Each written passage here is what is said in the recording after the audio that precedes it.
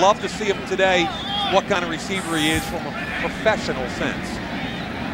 Bell remains the tailback. He'll take the handoff. Gets a crease on the right, hit it midfield, and spins ahead for extra yardage. He got hit by Taylor Mays out of USC and still found enough yardage to get the first down. And that's one of the things I believe that they're going to want to see Taylor Mays clean up a little bit. The free safety from USC, the All-America, because he's a heat-seeking missile. And it's a nice hole there for Joique Bell. But right there, if you stay inside out and just go through the running back, that's the tackle they want to see. Sometimes he gets a little over-aggressive and misses his target. I agree with that 100%. That was Sam Young, the right tackle from Notre Dame, with the key block that sprung Joique Bell. So 1st and 10 for the North, and Pike will throw. Checks it down underneath to his fullback, Rashawn Jackson, who plows his way for 9 yards. Jackson played his college football at Virginia by way of Jersey City, New Jersey. And Charles, it was the same thing right there with Daryl Sharpton. With Sharpton, the exact same thing, a little bit over-eager. You've got to break down in space and make the short tackle. If you go for the knockout hit and miss, you're not a good teammate. And it's not really a surprise right now. These kids want to put on a show. Miller, the tailback, on 1st and goal for the North.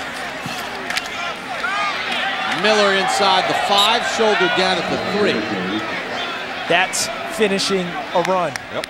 Right? Mike, I just want to go back to the pass play, too. The thing that was impressive that I thought was Lefevre with people at his feet. You know, his left shin's getting contacted, still got a lot into the throw. I like this kid a lot. He completed 70% of his passes. There are some people that, you know, when you talk to the NFL scouts about... North leads the South 24-13 as we start the 4th quarter. North the only team to score. Dan Lefevre in the 3rd with a 1-yard touchdown run. He's the quarterback in the ball game for the North right now. 3rd and goal at the 1. Wants the deep back. LeGarrette Blunt, the tailback, to get the handoff and nowhere to go. Quick penetration by Dakota Watson, who's having a heck of a football game. Not as highly rated as a lot of people in this game. He's had some injury issues, but Dakota Watson comes off the edge. Penetration is what kills goal line offense. He gets inside the block of the fullback, trips it up, and once you get penetration on the goal line, everybody else can clean up. Sean Jackson was the fullback that missed the block. North will go for it on 4th and goal from the 2 now. Keep the ball in the hands of Lefevre, don't you think? Some type of run-pass option for him? You would think so with his athletic ability. One to tailback. Nobody open. Lefevre's not getting there, and a flag comes in late from the referee. And the other Florida State defender, Patrick Robinson, covered Gilliard on the outside, the outbreaking deep route, which is the one they wanted. That call, that penalty is declined. First down. Great job by the South. Taylor Mays chirping a little bit. Very nice stand by the South defense. But as you noted, Patrick Robinson, notice how many times that name's been called for positive plays and coverage. Helped force the issue here. Yeah, Florida State really came up strong on this one. You're going to see a corner route. It's a 2-level route. They have both levels covered. The short one there and the deep one back here. They've got them both covered, forcing the run by Lefevre, and a great stop. Picks up 9. Send it down to Paul Burmeister. Hey Bob, Myron Rolle gave up his senior season at Florida State to accept a Rhodes Scholarship to study at Oxford University. And after being away from football and doing what you were doing the past year, what's it been like competing in this environment? It's been tremendous. It's been an awesome experience to be here playing football again, hearing the pads popping and being coached by some wonderful coaches. I'm just very excited that I had the opportunity to play in a Senior Bowl. And the game's not going the way we want it to go, but you know, still a very exciting moment for me. I'm wondering if the time you spent with the coaches in the evenings here at Mobile, if they have asked you at all if your dedication to issues outside of football would affect your commitment to being a pro. Certainly, that was probably the most pertinent question that I received all week. You know, how passionate am I about this sport? And all I have to tell them is that when I was in England at Oxford, I trained 2 hours a day. You know, to prepare for this Senior Bowl. I went to work with Tom Shaw in Orlando to prepare, and I think I'm ready. I'm physically fit, and hopefully this week I impress the scouts enough to show that I am passionate about this sport. And the weather here, a little more Oxford than Tallahassee, right? Yeah, just need a little more rain, and then we'll get a little more Oxford. Myron, thank you very much. Thank you. Bob? Zach Robinson on the run. Brandon Graham made the tackle after a gain of 6. Just going back to Myron Rolle, I had a chance to meet him at the U.S. Army All-American Bowl as a top high school player out of the Hun School in the Princeton area of New Jersey. Great kid. What are your thoughts about Myron Rolle as we get a look at Graham make another play? You know, Graham's a hustle guy here, and it's just coming back under.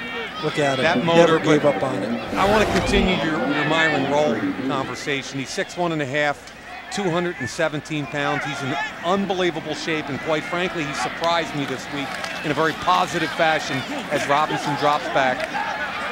And, you know, the knock on him, he had 1 interception in 3 years as a starter. He's a little tight in the hips. He's in great shape. He was never going to be a first or second round pick, even if he didn't go to Oxford. But what he showed me was that he was a little bit more fluid than I gave him credit for, and I thought he had an exceptional week of practice. And what he did was he put himself back into the draft conversation for the end of April. He will be a safety that is drafted. And Paul Burmeister asked him the question about were they questioning his dedication, and you knew it was coming because of taking the Rhodes Scholarship. That was his answer. You know, by understanding, hey, I know I'm going to get asked that. I know they'll be all over me about that. Let me go ahead and show them that I can do both. He's probably the only guy in the game that could quote Shakespeare and Bobby Bowden back to back without taking a breath.